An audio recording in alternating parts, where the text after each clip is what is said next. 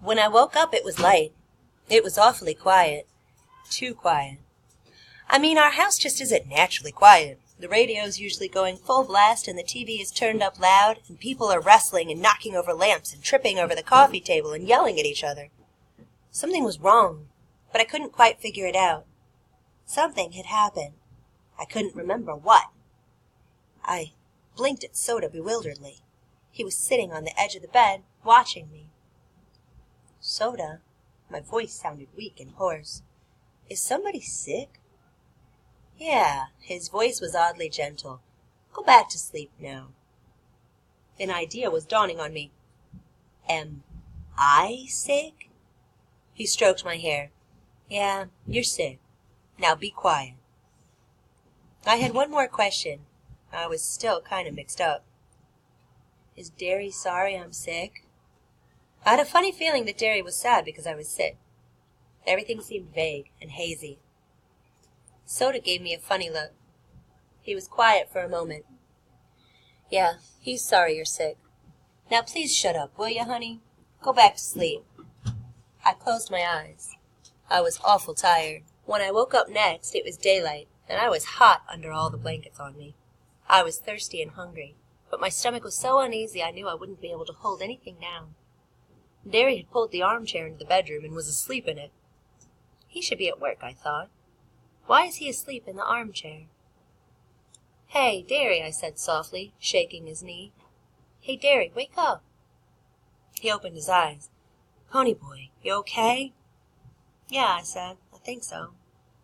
Something had happened, but I still couldn't remember it, although I was thinking a lot clearer than I was the last time I'd waked up.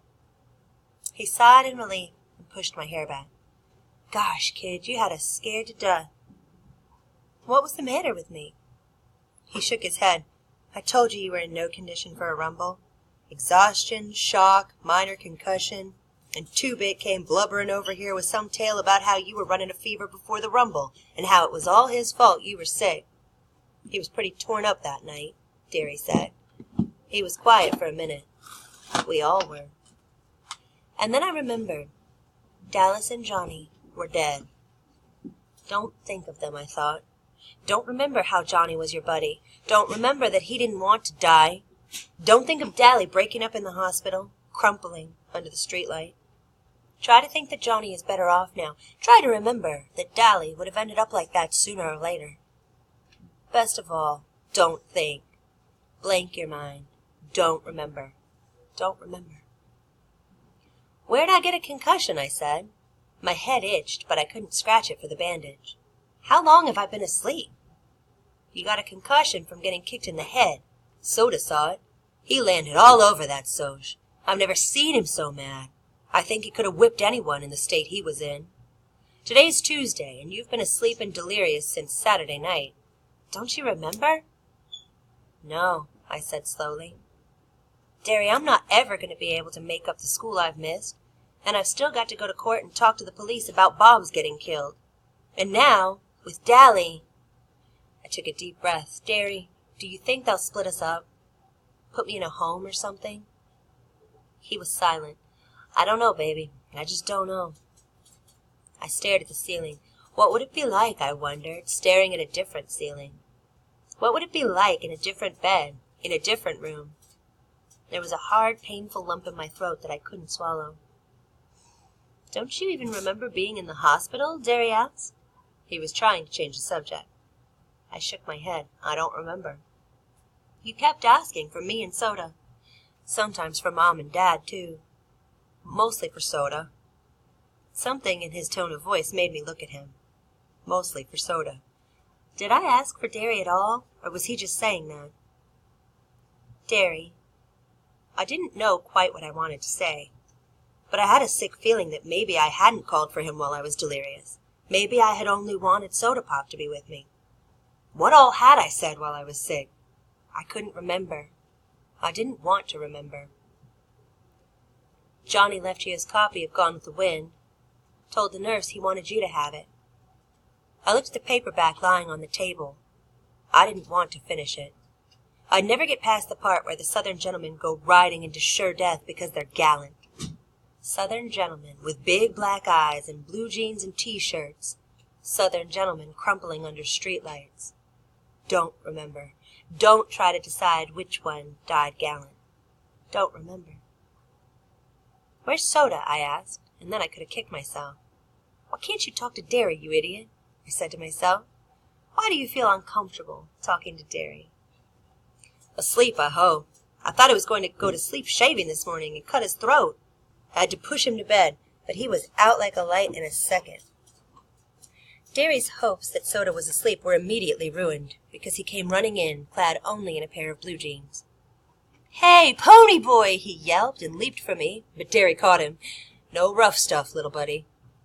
So Soda had to content himself with bouncing up and down on the bed and pounding on my shoulder. "Gosh, but you were sick. You feel okay now?" "I'm okay, just a little hungry." "I should think you would be," Derry said. "You wouldn't eat anything most of the time you were sick. How'd you like some mushroom soup?" I suddenly realized just how empty I was. Man, I'd like that just fine. "I'll go make some. Soda Pop, take it easy with him, okay?" Soda looked back at him indignantly. "You'd think I was going to challenge him to a track meet or something right off the bat." "Oh, no," I groaned. "Track meet? Guess this just about puts me out of every race. I won't be back in condition for the meets." And the coach was counting on me. "Golly, there's always next year," Soda said. Soda never has grasped the importance Derry and I put on athletics. Like he has never understood why we went all out for studying. "Don't sweat it about some track meet." "Soda," I said suddenly, "what all did I say while I was delirious?" "Oh, you thought you were in Windricksville most of the time. Then you kept saying that Johnny didn't mean to kill that Soch. Hey, I didn't know you didn't like bologna." I went cold. I don't like it. I never liked it. Soda just looked at me. "You used to eat it. That's why you wouldn't eat anything while you were sick. You kept saying you didn't like bologna, no matter what it was we were trying to get you to eat." "I don't like it," I repeated. "Soda, did I ask for Derry while I was sick?"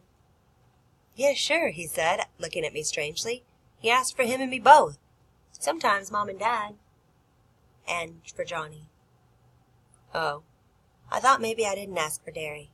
It was bugging me." Soda grinned. "Well, you did, so don't worry. We stayed with you so much that the doctor told us we were going to end up in the hospital ourselves if we didn't get some sleep. But we didn't get any anyway." I took a good look at him. He looked completely worn out. There were circles under his eyes, and he had a tense, tired look to him. Yet his dark eyes were still laughing and carefree and reckless. "You look beat," I said frankly. "I bet you ain't had 3 hours sleep since Saturday night." He grinned, but didn't deny it. "Scoot over." He crawled over me and flopped down, and before Derry came back in with the soup, we were both asleep.